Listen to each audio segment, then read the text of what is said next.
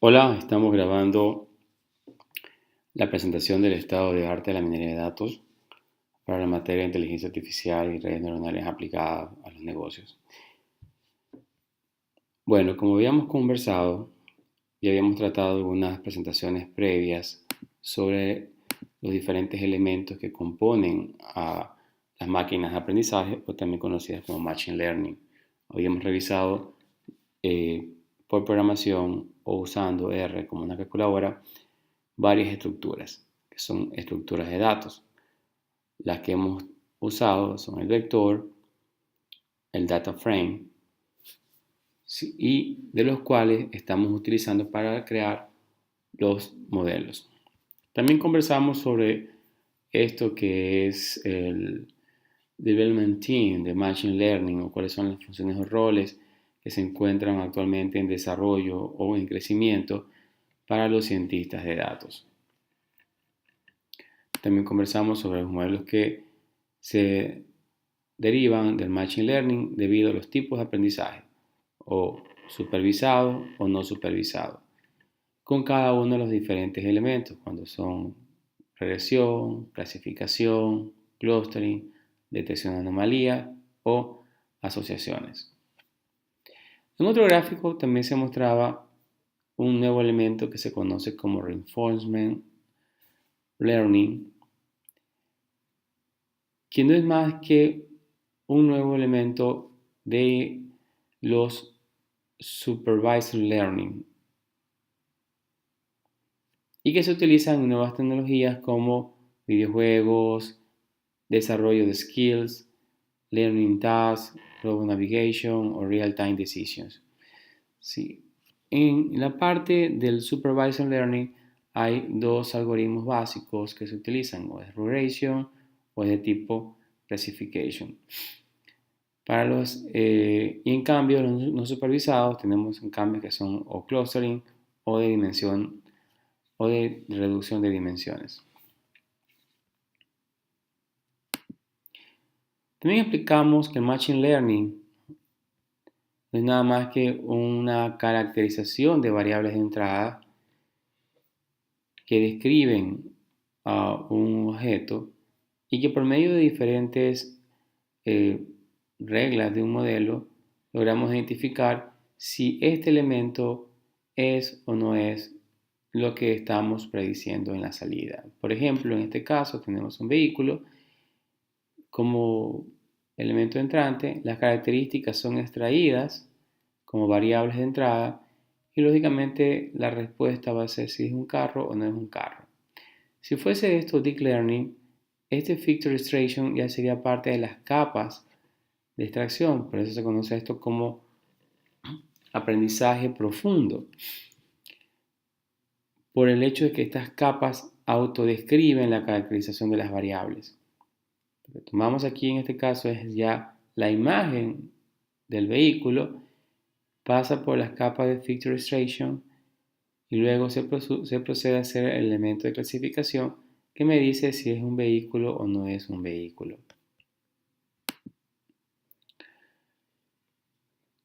Adicionalmente a las clasificaciones de algoritmos como no supervisados, supervisados, de Deep Learning o Reinforcement Learning, también agregamos una cuarta clasificación que se la conoce con el nombre de fuerza bruta. Y es más, cómo los otros algoritmos obtienen una forma de creatividad artificial sobre razonamientos o pensamientos o estructuras de datos o de información o de conocimiento que un humano no ha adquirido. Cuando lo hacen de esta manera, por medio de una gran combinación de escenarios o de casos, a esto se los conoce como fuerza bruta.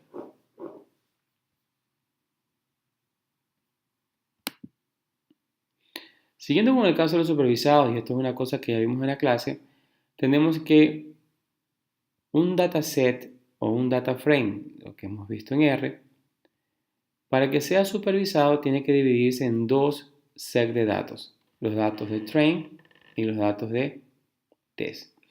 En este ejemplo, estamos tomando que el 67% de los datos van a ser datos de entrenamiento y el 33% de los datos van a ser datos de test. Luego vamos a aplicar la creación del modelo sobre los datos de entrenamiento, teniendo entonces que en los datos de entrenamiento un elemento predictor, que en este caso es un árbol de decisiones, que me va a decir si la variable que es desafiliado se va a comportar como no o como yes. Con los datos entrenados, con el modelo entrenado, perdón, vamos ahora a revisar la opción siguiente en la cual evaluamos el modelo con los datos que están en el test. De manera tal que el valor que se predice por cada una de estas filas, lo voy a poder comparar contra el valor real que tiene el dato en el test, obteniendo esto que es una matriz de comparación entre el total de opciones que se dan cuando opciones que existen comparativamente entre el valor real y el valor predicho. Por ejemplo, de forma real, yo tengo aquí que tengo 142 elementos que sí coinciden el yes con el yes, pero 82 elementos reales tuvieron que haber sido yes, pero se están comportando en la forma de predicción como que si fueran no. Lo mismo pasa en el sentido contrario. En el estricto no tenemos 1394, donde coincide lo real con la predicción. Y en la parte que no coincide son apenas 49 elementos. Podemos a través de esto sacar un porcentaje de predicción para cada uno de ellos. Sacamos el total, me va a quedar un valor relevante con respecto al total de la predicción, o como en este caso está sacando la predicción por cada uno de los campos. En este caso tiene el 63% para un yes y el 97% para un no. Consecuentemente tenemos que revisar que para el procesamiento de datos en minería de datos y en Machine Learning tenemos que pasar por varias capas. La primera capa se la conoce con el nombre de Data Collection, que es cuando nosotros nos encargamos de armar la estructura básica de datos, tal como cuando lo hicimos en el laboratorio. Luego el Data Extraction, que tiene que ver con algún proceso que exista dentro de los datos que nos ayude a manejar un mejor dataset o data frame. Finalmente, el preprocesamiento del patrón, el descubrimiento del patrón y la validación y su uso. Uno de los papers más utilizados para la medición o la creación de la validez de los datos se lo conoce con el nombre de Tidy Data. Tidy Data lo que hace o lo que explica en este paper es que existen varios requerimientos que se deben cumplir para poder utilizar un dataset adecuado. ¿Qué es lo que viene a continuación con respecto al tratamiento de los datos o la ingeniería de los requerimientos de atributos que se van a utilizar? Primero es que exista un valor simple en cada celda. El segundo es que cada variable esté en una columna. El tercero es que cada observación o solo una observación exista en una sola fila. Cumpliendo con estos requerimientos que forman una estructura de una tabla normalizada, al menos en su primera forma normal, podemos proseguir con el tratamiento de los requerimientos que existieran sobre los datos, especialmente en el orden de las cosas que son cualitativas.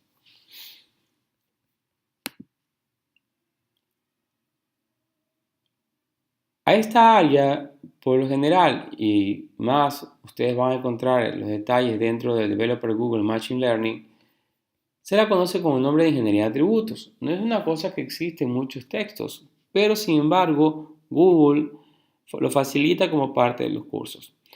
Y lo que Google trata de explicar, o la gente de Machine Learning de Google trata de explicar aquí, es que existen estos elementos que son datos sin procesar y que hay que llevarlo a un elemento llamado atributo, que a su vez se va a convertir después en una o más columnas dentro del dataset o del data frame.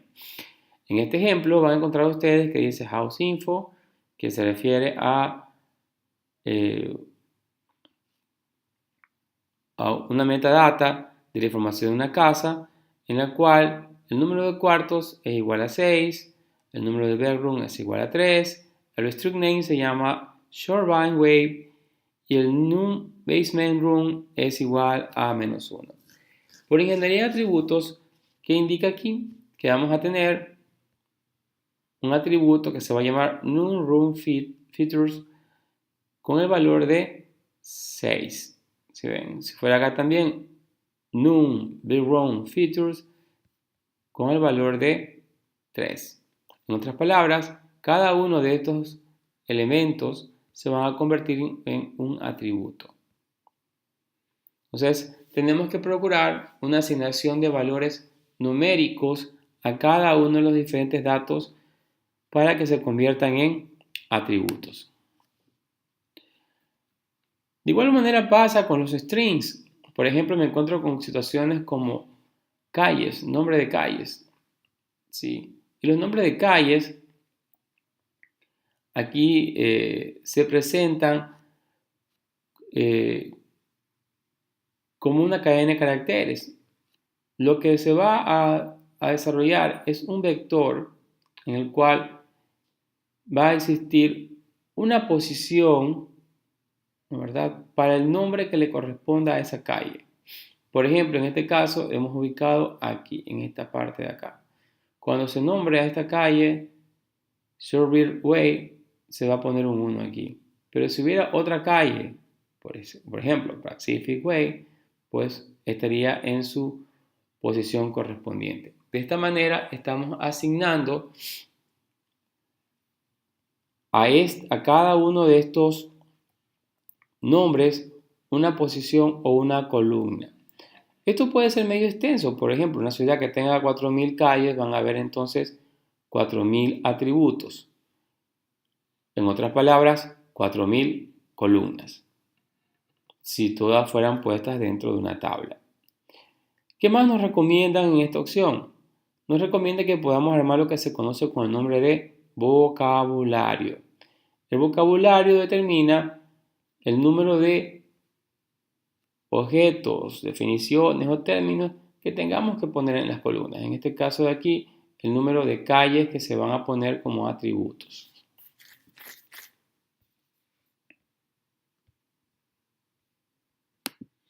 Siguiendo con la ingeniería de atributos, tenemos también la asignación de valores categóricos.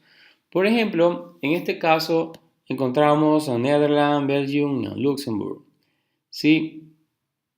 Y voy a tratar de explicar qué se refiere, a qué se debe esta parte de acá. Porque yo puedo tener que expresar que Holanda tenga un valor determinado o que Bélgica pueda obtener otro valor o que Luxemburgo tenga un tercero. De manera tal que en vez de expresar a los tres, uno en cada columna, los pueda expresar dentro de una misma columna, un mismo atributo con un valor diferente. Por ejemplo, 0, 1 o 2.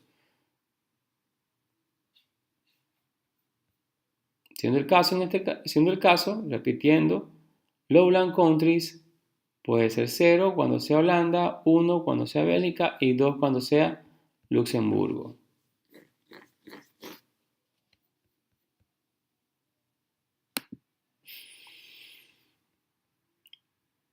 No mezclar valores mágicos. Por ejemplo, ¿qué tal si yo tuviera un campo que no tiene valor? ¿Sí? Como no tengo valor, algunos programadores o algunos analistas de datos le ponen el valor de -1. Y esto sencillamente provoca una distorsión. ¿Por qué? Porque no estoy indicando que este campo no tiene un valor, sino que le estoy poniendo un valor que no es real.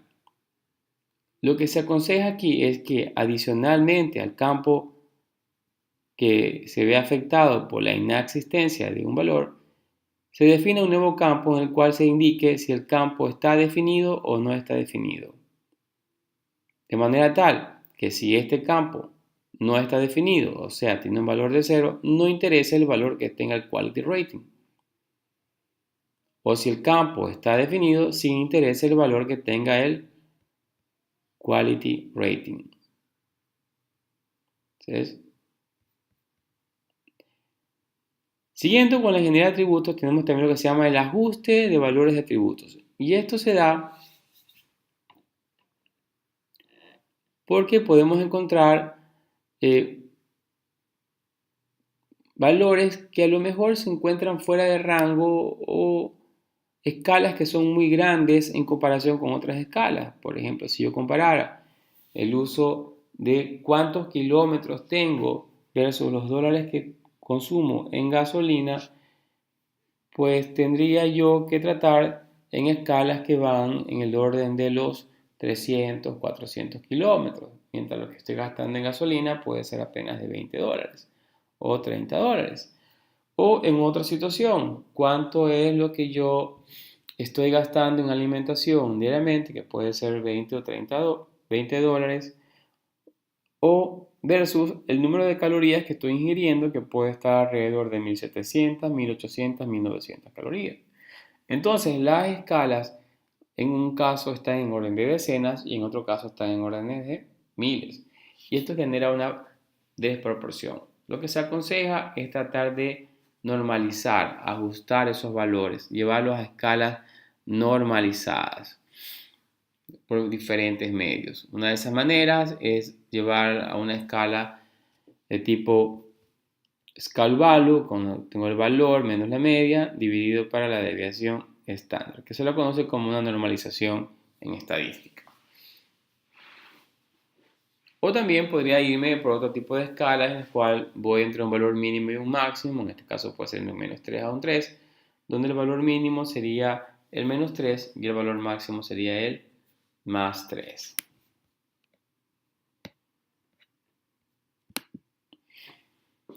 Siguiendo, tenemos otra característica de la ingeniería de atributos, es la detección de valores atípicos. En este caso, en el gráfico, hemos puesto que existen habitaciones que tienen números muy aberrantes. Por ejemplo, en este caso, 50 habitaciones por persona. O sea, es un hotel que nada más tiene un cuidador, por ejemplo. Pero lo normal es que el número de personas por habitaciones esté centrado muy cercano al cero. ¿Qué hago con estos datos aberrantes? Pues lo primero que tengo que hacer es probar en otra escala. Lo llevo en este caso a un log para ver qué ocurre. Si en el log esto de aquí se regulariza, en otras palabras, se mantienen escalas cercanas o a las decenas, pues bueno, estamos hablando de que debimos haber tratado con una escala tipo logaritmo. Pero si esto persiste, no nos toca más que tratar de evitar esta normalidad. Y existen varias opciones. Lo que propone el equipo de Google es que lleve esto hacia un grupito. ¿Sí? Esta opción hasta un grupito. Lo acerque al valor más cercano y diga, ¿sabe qué? Todos los mayores a 4 los voy a poner en un grupito que está aquí. De manera tal que ya no tenga toda esta distorsión de valores de pequeños frecuencia existentes, sino que los dejo agrupados en este elemento. Eso no está formando una nueva curva, sino al contrario, está formando un disparo. Y de esa manera evitamos las distorsiones. En algunos centros también indican de que si existe esa distorsión, trate de sacarla del grupo. Pero en este caso lo que propone el equipo de Google es que se quede dentro del grupo. Finalmente, existe otro modelo más, y esto se da por diferentes situaciones que se presentan en los números reales. Debido a su infinitésima proporción, se nos hace muy difícil poder indicar o predecir en cierta situación sobre determinada longitud y latitud. Entonces, lo que se plantea aquí es discretizar los valores. ¿Qué significa la discretización? Por ejemplo, en este ejemplo tengo que va desde el 32 hasta el 42 y algo más, 43, que está aquí. Entonces, yo voy a dividir en diferentes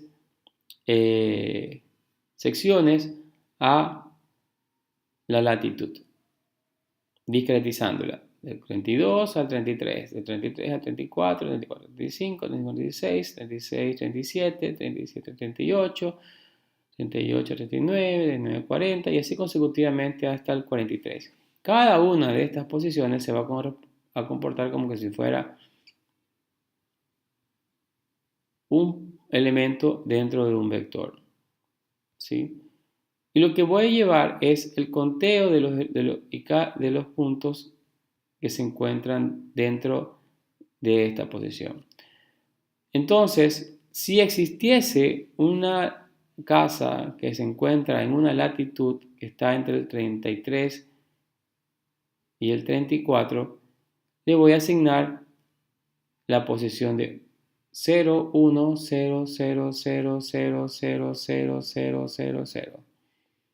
Pero en este caso del ejercicio, yo voy a asignar la latitud 37,4.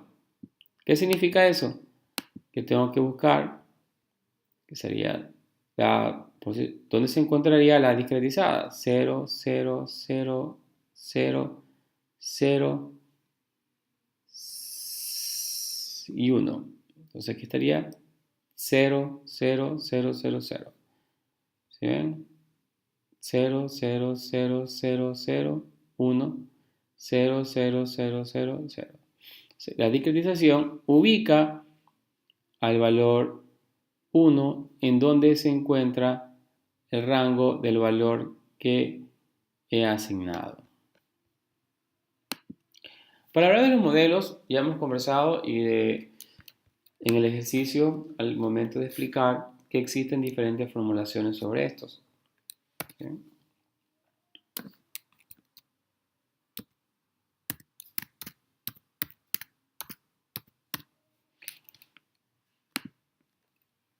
Al respecto, lo que tenemos que comprender es si la situación de las variables son o no son lineales. O sea, tenemos el caso que son tres variables que son lineales, pero también podemos encontrar situaciones de variables que no son lineales, como en el siguiente ejemplo.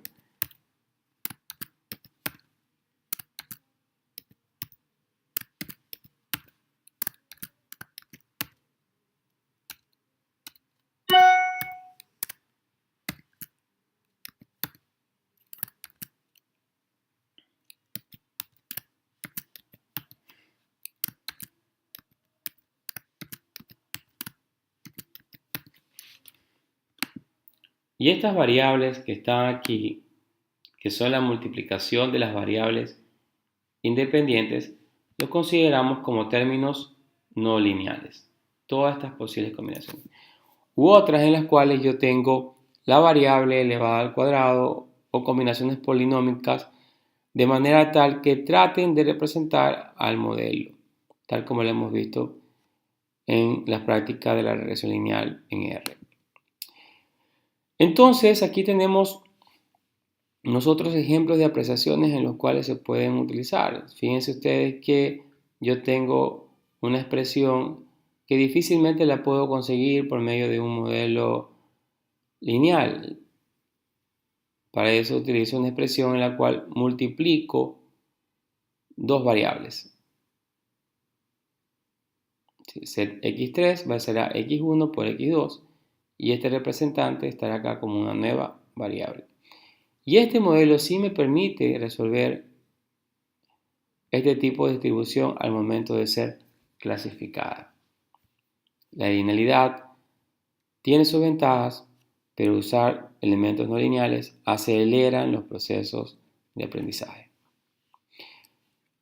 Siguiendo con la parte de la charla, tenemos que hablar sobre la evaluación de la precisión del modelo. Lo que vamos a hablar no es del equipo de Google, es del equipo de Amazon. Amazon en sus cursos prevé o indica que hay varios modelos que se pueden realizar.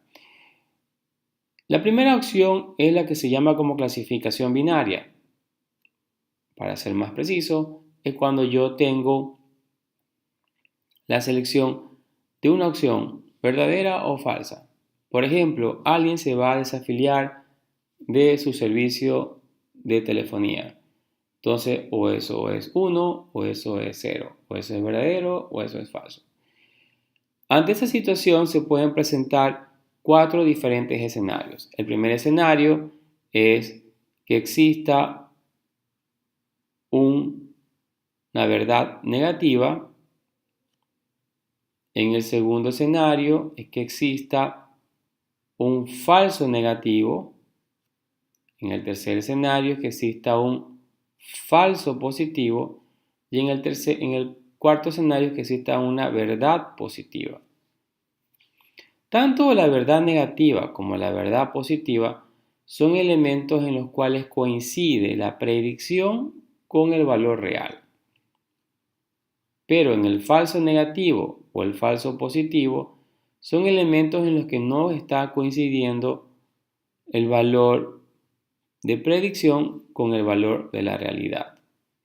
Entonces, el error de la predicción se va a dar por la suma de los elementos que se encuentran representando a los falsos, tanto negativo como positivo.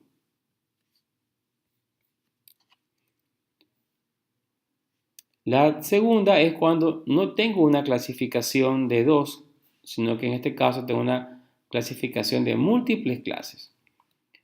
Por decirlo de otra manera, tengo tres opciones dentro de una predicción, no dos valores, como en el caso anterior. Por ejemplo, en este caso, quiero predecir cuál es el comportamiento de la predicción al momento de estimar qué película va a ver una persona. Entonces, las opciones son romance, thriller y aventura. Estos son los valores reales. Y en los valores predecidos vamos a poner también romance, thriller y aventura. El tema aquí es el siguiente. ¿Cuántos romances son romances? ¿Cuántos que son realmente romances fueron predecidos como thriller? ¿O cuántos que son realmente romances fueron predecidos como adventures? ¿O cuántos que son thriller son predecidos como romance?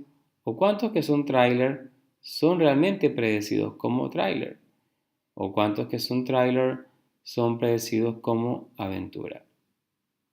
¿O cuántos que son aventura son predecidos como romance? ¿O cuántos que son aventura son predecidos como thriller? ¿O cuántos que son aventura son predecidos como aventura? Los elementos que están en la diagonal representan a lo que se conocería como el true, el true positivo. Romance es el valor real, romance es el valor predecido. Thriller es el valor real, thriller es el valor predecido. Aventura es el valor real, aventura es el valor predecido. Dando en tanto en que estos que están aquí son los aciertos. Los elementos que están fuera de la diagonal se comportarían como errores de la predicción. Falsos de cualquier predicción. Estos son falsos de romance o falsos de aventura para romance.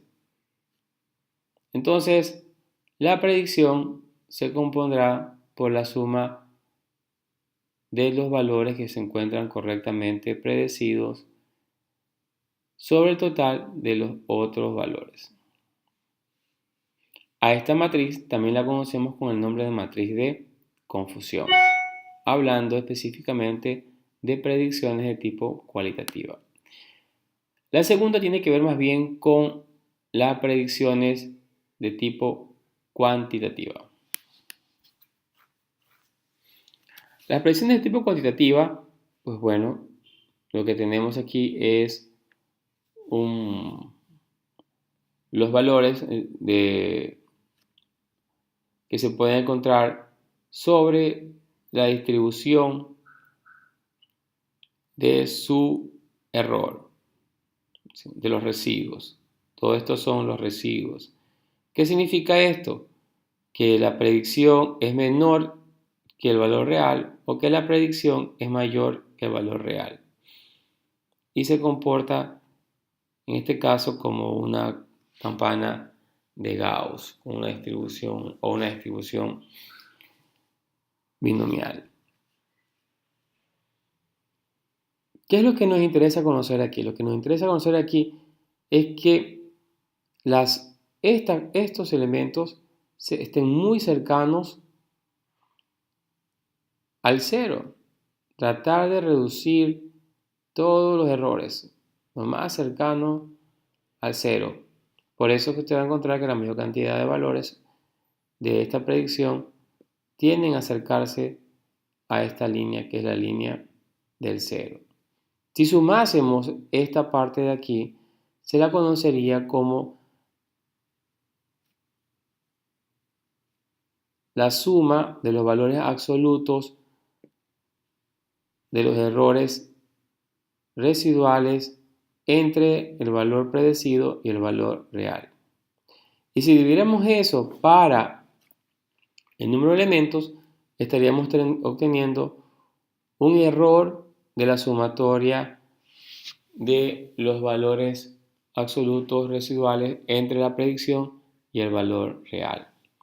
Mientras más cercana sea la curva cero, nuestro modelo de predicción es más exitoso. Con esto hemos terminado esta presentación. Si tienen alguna pregunta, por favor, realícenla.